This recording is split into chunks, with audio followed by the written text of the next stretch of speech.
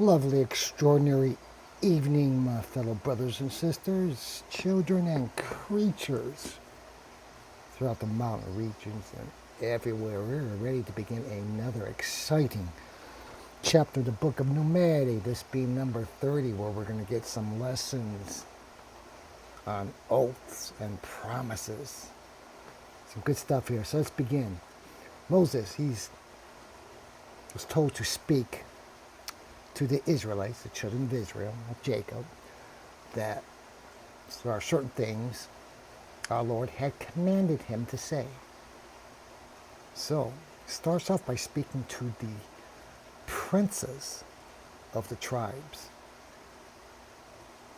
of the Israelites. He begins by saying, this is the word which our Lord has commanded. Pay attention. If any man makes a vow to our Lord or binds himself by an oath, he shall not make his word frustrate, but all that he promised he shall fulfill. Got that? That's what I've been trying to tell you. You may not get the backing for trying to start something like a nonprofit or just by yourself. You may not get the backing by clergy or from anyone within your church, so to speak, or a pastor. That means nothing. We are all men and women, humans, fallible. We make mistakes, even our pastors, plenty of times. And as I've pointed out several times, it seems like the people occupying the clergy, in North America at least, are just so cowardly, I'm afraid. And I don't know where that began. I've seen the growth and the diminishing of leadership as far as priests are concerned, and it's sad, it's tragic. No one seems to want to listen to advice, so they keep burying themselves in the same rut. So you can do this by yourself with a vow to quiesce, but he's going to hold you to it. Make no mistake about it. Only you have the power to break this covenant, this vow which you make. Only you have the power to keep it intact. St. Augustine, in fact, he writes, he that voweth abstinence from a thing lawful maketh it unlawful to himself by his vow. You can replace abstinence with anything. She doesn't want to eat candy bars or anything sweet for a vow for 40 days. Well, he's going to take that vow seriously. Should not you? And you'll say to yourself, well, it's okay if I cheat once. No, it's not okay.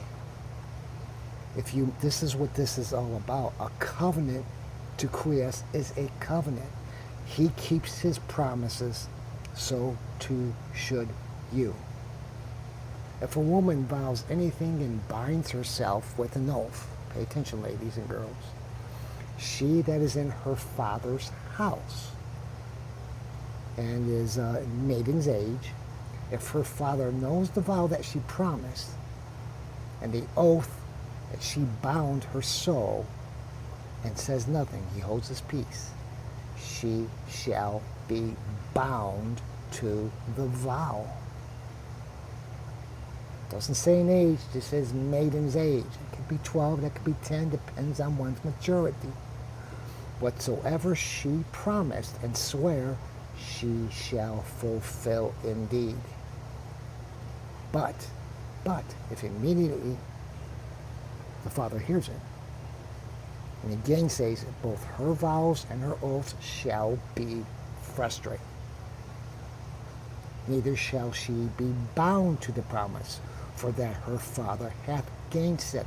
So in other words, if this young woman, girl, while residing at home under her parents' roof, she binds herself to Elohim with a particular vow, and her dad hears it, comprehends such a vow, a covenant, but says nothing against it, such a promise is binding to her.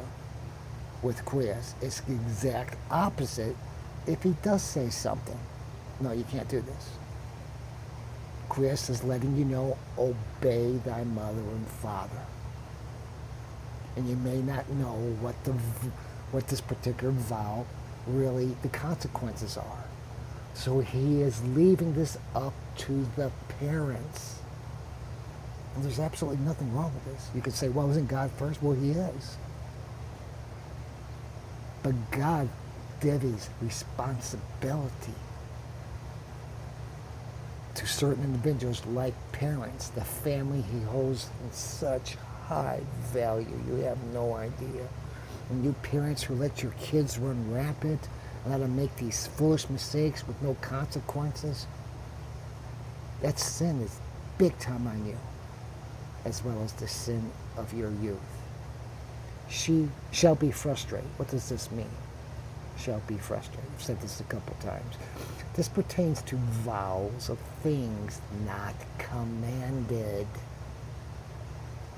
Fathers and husbands can frustrate vows in their daughters as well as their wives. In Quies, the man is the head of the household. You can play this role playing all you want, but this is the demands of Quies. He anchors a household on the leader, the dad, the father. Don't forget, these paternal leaders, these fathers, these dads also used to be the priests too for their family.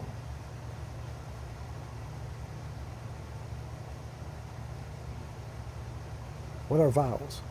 Vows are needs that are honored, but they're not commanded by Elohim. It's voluntary. These men didn't have the power to dispense in God's precepts.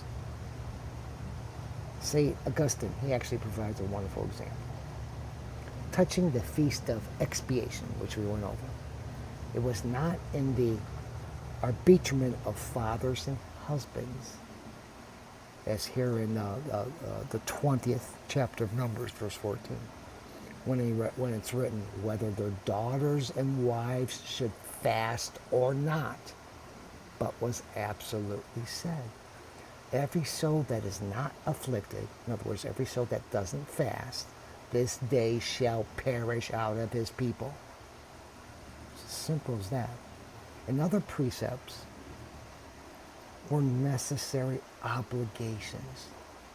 This, by the way, understand, is very gratifying to Quies, that his servants, that his followers, his children bind themselves to other goodly works in which there is no vow, there is no command, there is no bind.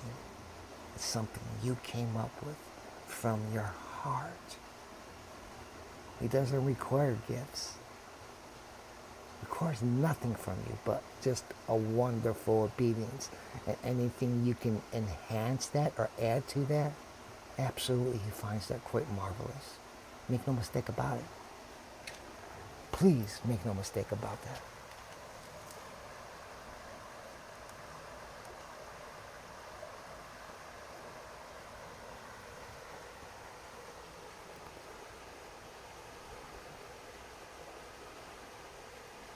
Continuing, Moses writes, sorry, the camera stopped for some reason, rotating, but we'll we can get some bats flying around there. If she have a husband and vows anything, and the word once going out of her mouth, as soon as it leaves her lips, binds her soul by an oath the day that her husband hears it, she shall be bound to the vow and shall render whatever she promised. Now you can see the hierarchy order, but we are talking adults here. But as soon as he heareth and gainsays it and makes her promises frustrate, intercedes, says, no, we're not talking about this. And the words that she bound her soul, our Lord will be propitious to her. Let's turn to Augustine. He elaborates. In this case, In other words, Christ will not impute it to her for a sin. Again, the respect Elohim gives to the anchor of the family, the dad, the father, the paternal apex, the origination of the seed of the offspring, not by a woman, by a man. And it all begins first day of creation of Homo sapiens. Christ creates man first. From man is birthed woman. He honors that. There's a reason he has done that. We should honor it too. Every time we go against this and start following the bridges of mankind, you're only burning a bridge to disaster. All right, when we next meet, we're going to talk about divorce for the first time. Until then, Pax Whooppies.